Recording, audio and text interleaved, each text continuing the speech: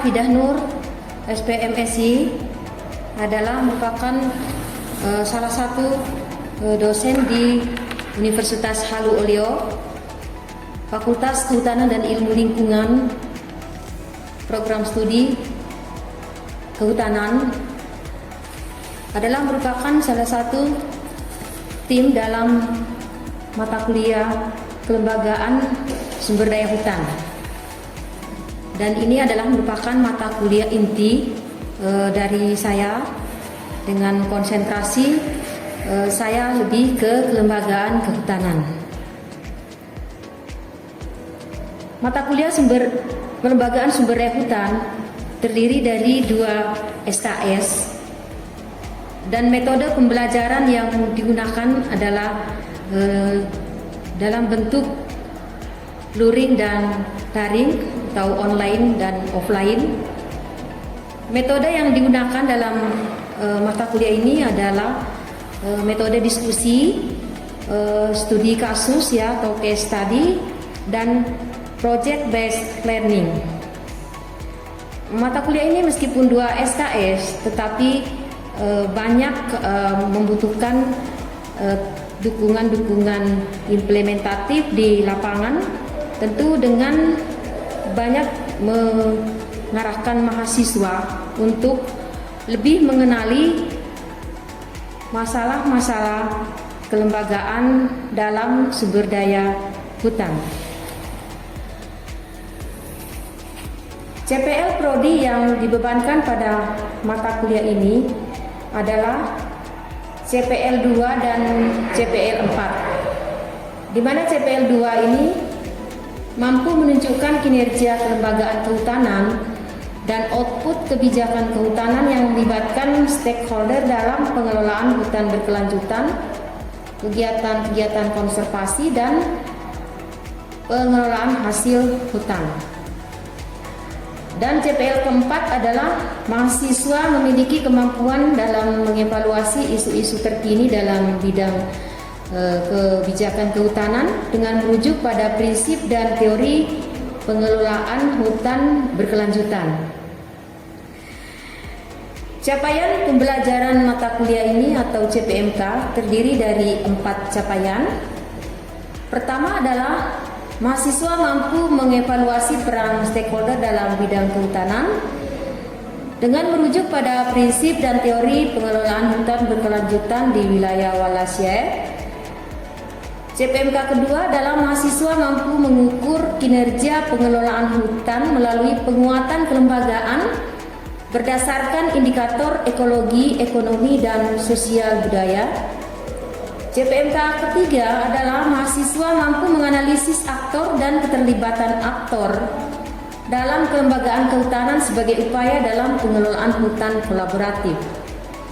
Dan CPMK keempat adalah mahasiswa mampu menganalisa peran stakeholder dalam merumuskan kebijakan kehutanan untuk pengelolaan hutan yang berkelanjutan.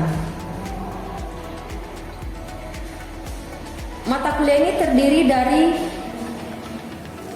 5 sub CPMK.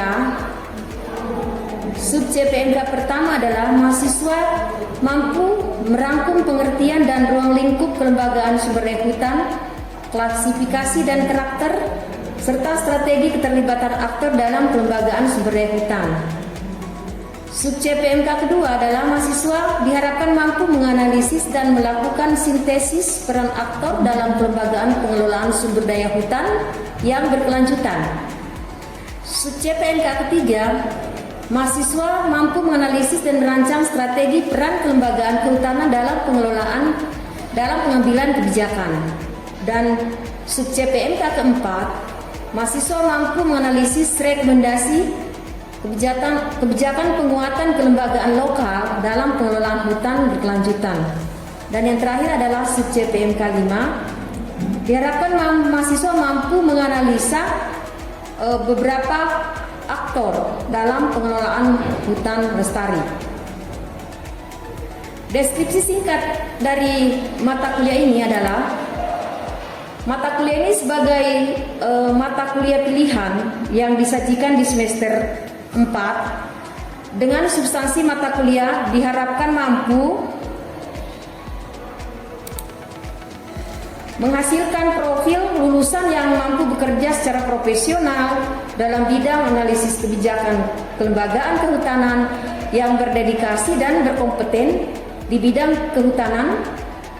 Mahasiswa mampu melakukan praktek dan analisa dalam bidang kelembagaan kehutanan dan akan menjadi sumber daya manusia yang handal di bidang kehutanan.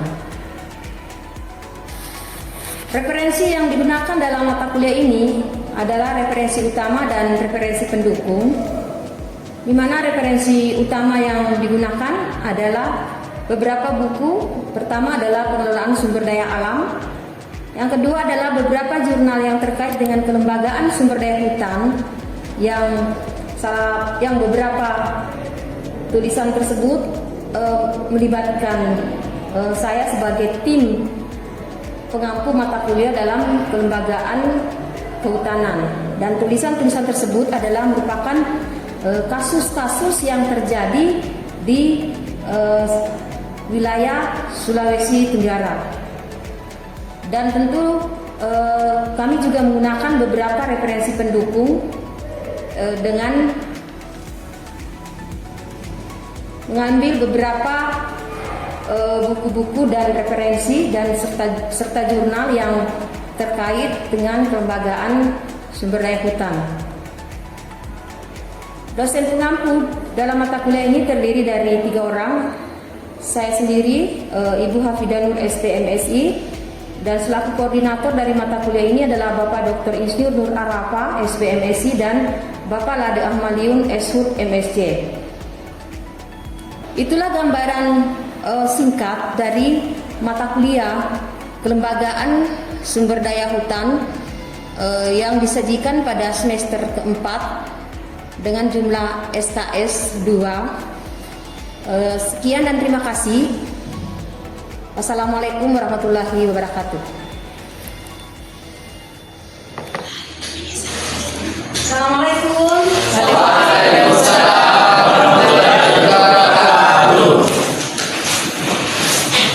Gimana dari mahasiswa pada hari ini, apakah sehat semua? Alhamdulillah ya.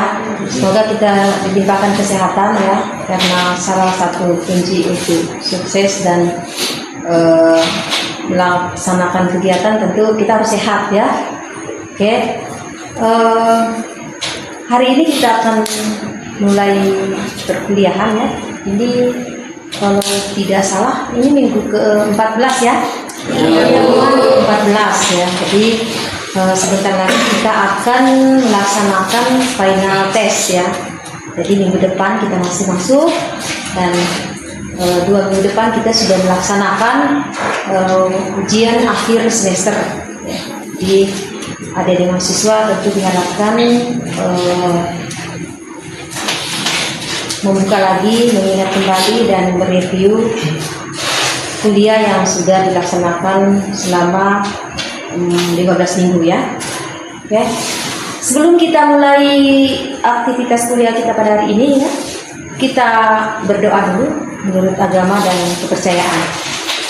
Berdoa dimulai.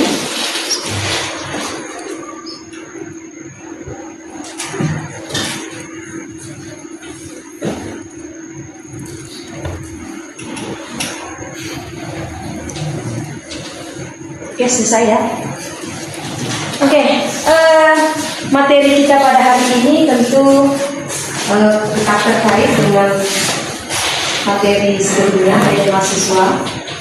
Namun sebelum kita mulai masuk pada materi ini, tentu kita barangkali mereview kembali pertemuan minggu lalu ya. Ada yang bisa mengingat pertemuan minggu lalu kita membahas tentang apa? Yang terkait dengan kelembagaan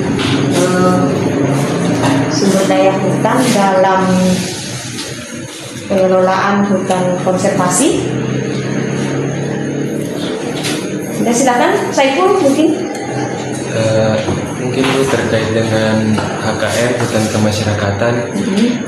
Itu merupakan salah satu hutan yang pemanfaatan itu diprioritaskan untuk pemberdayaan masyarakat di sekitar hutan. Ya, itu terkait HKM-nya ya.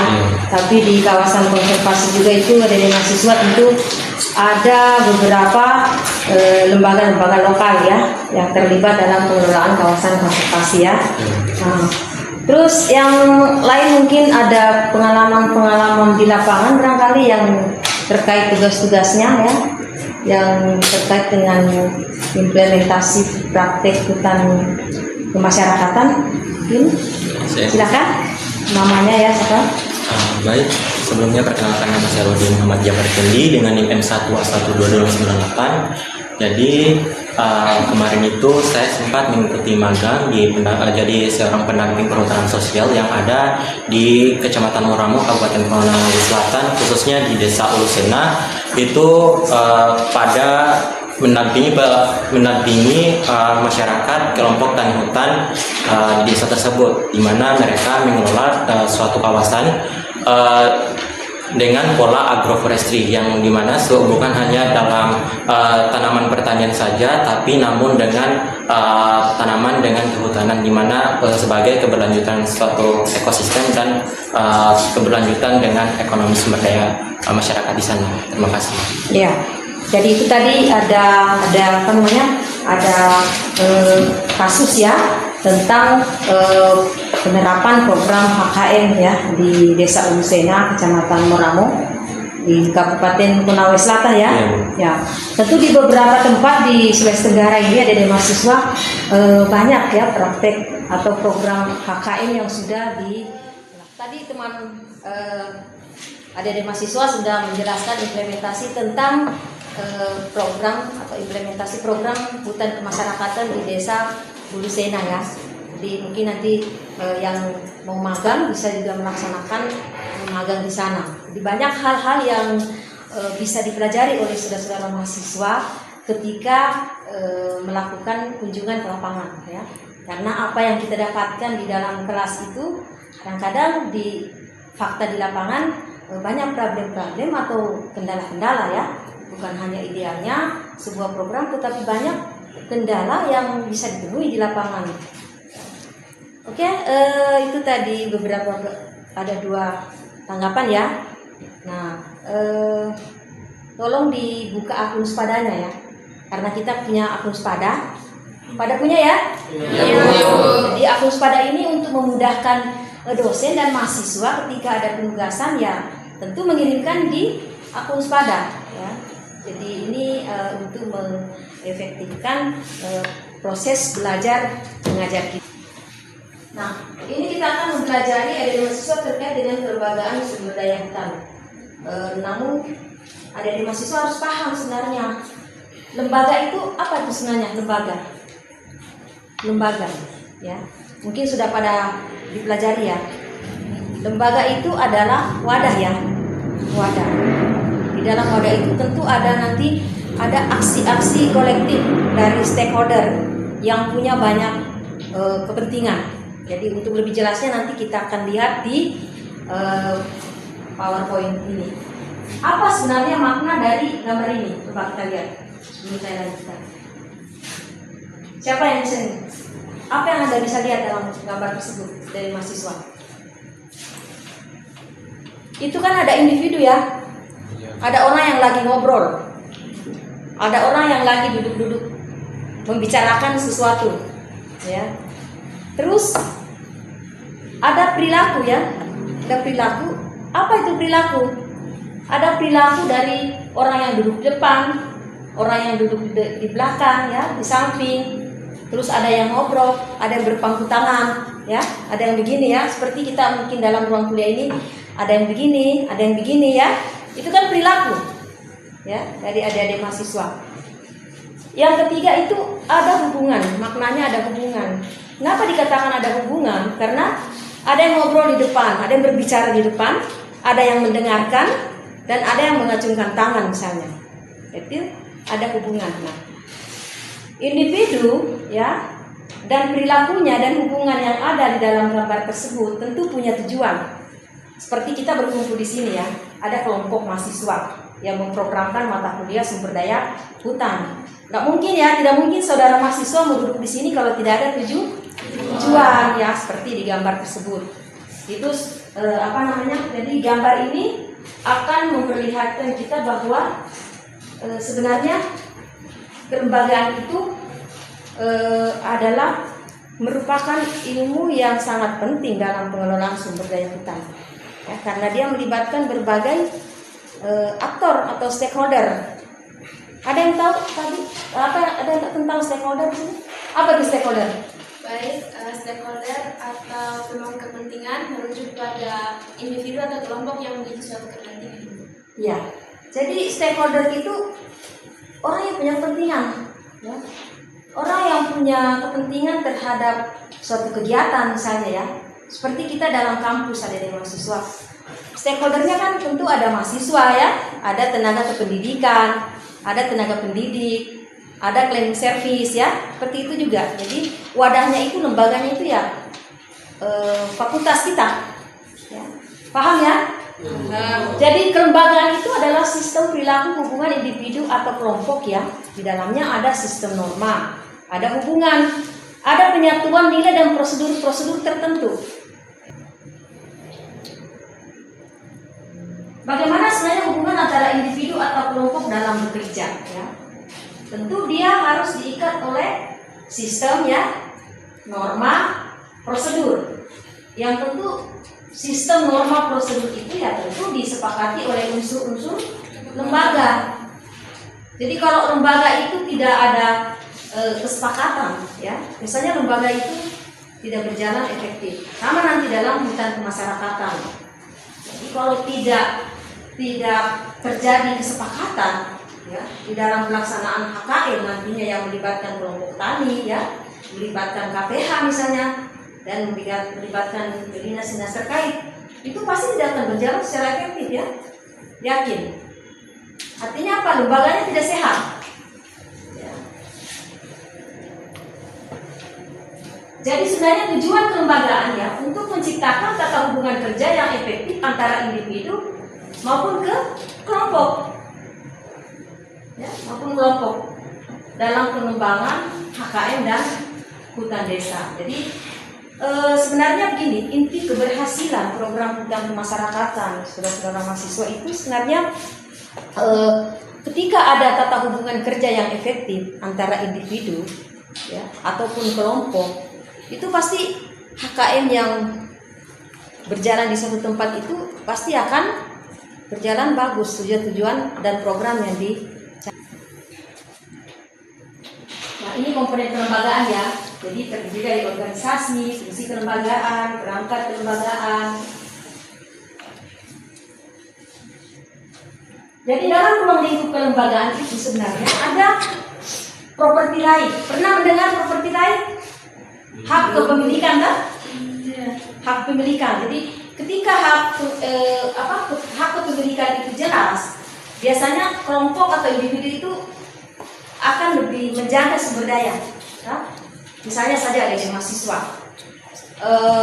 punya lahan misalnya, ya, punya lahan, tapi lahannya itu belum punya sertifikat misalnya, ya, atau belum punya batas-batas yang disepakati, tidak ada alas haknya gitu.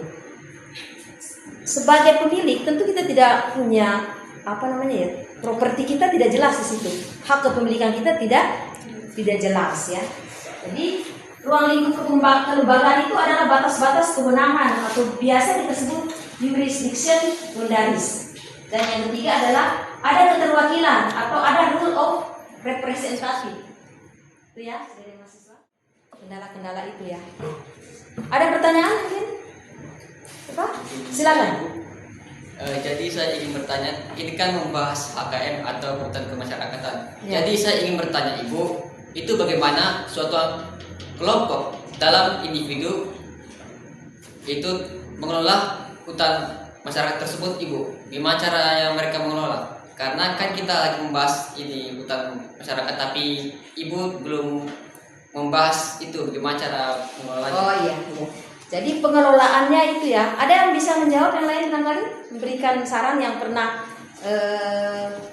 ikut magang barangkali? Apa sih sebenarnya itu? Mungkin lebih teknis barangkali, ya, pertanyaannya. Apa cara-caranya? Bagaimana sih teknisnya mereka melaksanakan program HKM ini? Baik, izin sedikit memberikan ya, mungkin. Jadi kemarin Suaranya mungkin agak kencang ya. Jadi pada saat magang kemarin itu kami dalam hutan kemasyarakatan di sana itu sebelum kelompok tani itu dibentuk, kami menyusun suatu anggaran dasar rumah tangga atau anggaran dasar, terus rencana kerja tahunan atau RKT sama RKPS. Jadi sistemnya itu kami membuat rencana kerja untuk kelompok tani di sana, begitu. Jadi sebagai anggota kelompok tani memang harus melakukan semua hal-hal yang kami buat dalam 1 tahun atau bahkan rencana sampai 10 tahun ke depan, gitu. Jadi pengelolaannya itu di hutan kemasyarakatannya itu harus secara berkelanjutan, tidak boleh stuck di situ saja. Maksudnya tidak boleh menanam salah satu tanaman yang habis, harus berkelanjutan, Bu. Selama Jadi ada roadmap-nya Iya. ya. Jadi ada. Tuh. Oke, ini kan sudah beberapa gambaran yang saya berikan kepada saudara mahasiswa. Karena metode pembelajaran kita tentu case study ya, dan project based learning. Jadi nanti saya harapkan kepada dari mahasiswa itu membagi 4 kelompok ya, 4 kelompok. Nanti ke-4 kelompok itu memberikan sebuah kasus ya, menganalisa sebuah kasus pengelolaan HKM atau hutan desa di daerah mana saja ya, di Indonesia atau di Sulawesi Tenggara. Nanti kita diskusikan. Jadi saya kasih waktu 20 menit. Diatur kursinya barangkali, partisipasi dan keikutsertaannya ya, karena ini adalah merupakan salah satu komponen penilaian juga keaktifan saudara dalam menggali beberapa studi kasus ya, karena pembelajaran kita itu sebenarnya lebih sekarang lebih cenderung diarahkan pada studi-studi kasus ya, biar ada mahasiswa bisa menganalisa terus memberikan tawaran-tawaran solusi sesuai dengan konsep yang adanya sudah dapatkan di bangku dia. Saya persilakan mungkin kepada beberapa perwakilan kelompok untuk berdiskusi ya. Silakan. Mungkin saya. Oh ya, silakan. Jadi Bu, sebelumnya terima kasih atas kesempatan yang telah diberikan kepada Suaranya saya. barangkali ditaruh. Saya Saiful, stambuk M1 A122-125. Nah, di mana di sini saya mengangkat studi kasus terkait dengan hutan kemasyarakatan di Nanga-Nanga, tepatnya ini berada di Kota Kendari, Provinsi Sulawesi Tenggara. Nah, jadi hutan kemasyarakatan atau HKM di Nanga-Nanga ini merupakan salah satu contoh penerapan HKM yang tentunya berhasil jika kita melihat. Nah, di mana kawasan ini dikelola oleh kelompok tani hutan Baruga Bersatu yang tentunya sudah memperoleh izin dari KLHK. Nah, jika kita melihat dari aspek teknis, di mana kelompok ini menerapkan salah satu sistem agroforestry yang sangat komplit, di mana memadukan antara tanaman pertanian dan kehutanan seperti pisang, kemudian ada beberapa Kehutanan pertanian seperti pisang ya. Iya, salah satu pisang. Kemudian untuk tanaman kehutanan sendiri, dia mengambil tanaman jati, kemudian sengon dan tanaman-tanaman lainnya. Nah, kemudian ada beberapa penelitian dari akademisi Universitas Solo di mana mencatat sekitar 84,6% anggota kelompok itu aktif bekerja sama dan kegiatan lapangan. Kemudian seperti penanaman juga, pemeliharaan dan pemanenan itu sebanyak 69,9%. Kemudian anggota mematuhi kesepakatan internal termasuk dalam pengaturan hasil dan pembagian kerja. Kemudian yang lebih penting lagi itu terkait dengan 80,2% anggota menyatakan memiliki komitmen kuat dalam menjaga kelestarian kawasan hutan. Kemudian mungkin yang menjadi bahan yang nantinya saya akan lempar ke diskusi terkait dengan bagaimana hutan kemasyarakatan di Nanga-Nanga ini dapat meningkatkan akses modal dan pasar untuk produk hasil agroforestry yang nantinya di mana pertanyaan ini agar nantinya kita bisa mengevaluasi kira-kira bagaimana mereka melaksanakan itu yang nantinya dapat dijadikan pembelajaran untuk HKM yang ada di Sulawesi. Nah, ini kali ditanggapi ya. enggak statement tadi dari temannya, atau mungkin bisa membandingkan dengan kasus lain tadi. Coba yang silakan. Baik, saya menanggapi dulu terkait dengan studi kasus yang ada di KKN Nangananga itu.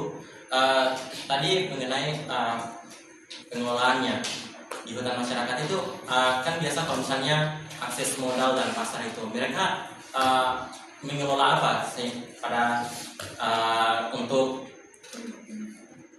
dipasarkan begitu? Apakah ada suatu produk yang dikelola atau bagaimana? Sementara kalau misalnya di hutan kemasyarakatan itu kan biasa kalau dalam kelompok tani ada namanya pengelolaan suatu produk dan kemudian dipasarkan gitu. Baik, izin menjelaskan lagi bahwasanya untuk di HKM di Nangananga sendiri dia mengolah jambu mete, di mana jambu mete ini nanti diolah jadi makanan atau oleh-oleh khas dari Kendari, tepatnya di desa Nangananga sendiri, sehingga nanti akan dipasarkan ke berbagai industri-industri yang minat terhadap produk ini seperti itu. Jadi ada seperti kayak kemitraan ya. Iya. Ada kemitraan, ada badan-badan usaha yang sudah siap menerima produk mereka. Seperti yang dijelaskan tadi ya, bahwa produknya itu harus tersalurkan di pasar. Jadi mungkin bisa kembali pada posisi duduk ya. Saya pikir diskusi ini tentu nanti akan menjadi bahan yang sangat penting bagi kelembagaan bagi mata kuliah ini ya. Jadi adik-adik peserta mata kuliah itu diharapkan betul-betul memahami masalah-masalah kelembagaan dalam hutan kemasyarakatan dan beberapa peluang dan tentu ancaman-ancaman yang ada di dalam program ini ya, sehingga kita butuhkan ada strategi ke depan. Silakan kembali pada dari mahasiswa. Tadi saya sudah bisa menyimak beberapa pendapat ya setelah kita melakukan diskusi dan sangat luar biasa ya. Ada beberapa pengalaman, ada 2 KPH yang sudah menerapkan hutan kemasyarakatan ya di Nangananga dan di Ulu Sena. Ada dari mahasiswa dari materi yang saya sudah bawakan dan diskusi yang tadi kita sudah laksanakan ya terkait dengan kelembagaan hutan kemasyarakatan dan hutan desa. Jadi kita bisa memberi sesuai dengan kebutuhan masyarakat. Nah, itu barangkali materi tentang kelembagaan kehutanan pada hari ini ya. Dan ini merupakan kuliah ke-14 ya adik-adik mahasiswa. Dan sebelum saya menutup perkuliahan kita pada hari ini, jangan lupa tiap kelompok tadi yang saya sudah bagi ya itu membuat peluang dan tantangan HKM atau hutan desa di suatu tempat. Kasusnya tentu beda-beda ya. Jangan kelompok 1 sama dengan kelompok 2. Dan nanti hasil dari pekerjaan saudara mahasiswa itu Anda kirimkan ke akun Sepada. Ya. Nanti juga saya akan menulis di akun Sepada. Maksimal pengukurannya itu untuk dikirim di akun Sepada itu 3 hari dari sekarang. Sehingga minggu depan di kuliah akhir kita itu kita akan difokuskan pada diskusi. Jadi ada 4 topik kan kita diskusikan. Oke, karena waktunya sudah selesai, saya akan tutup kelas ini. Dan sebelum saya menutup kelas ini, silakan berdoa dulu. Ya. Berdoa dimulai.